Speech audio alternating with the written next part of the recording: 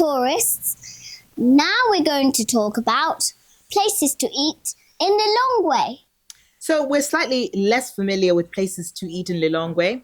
We have an Airbnb there, and the housekeeper does cooking, absolutely amazing cooking. So if you're staying at our Airbnb, you might not want to eat out as much. But these are some of our favorite places. Firstly, there's Coco's. It's owned by a lady who I went to school with, and it's very popular, exquisite food, well priced, and I would definitely recommend Coco's. Then there is Four Seasons. I love Four Seasons. They've got a variety on their menu, some Asian stuff, a wide range of cuisine. But more importantly, they have a playground.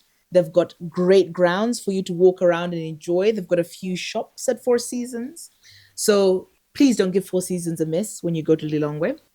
Then they've got the hotels that do food as well. There's Sunbird Capital. There's President Walmont. I love going to Sunbird because I know what to expect. Good quality food at a reasonable price. Other popular places are Kumbali Lodge. It's a place you can stay as well, and they do good food. Ufulu Gardens, I've stayed there before, and they do a very decent breakfast and lovely meals as well. Latitude 13, I've stayed there as well, and the food is amazing.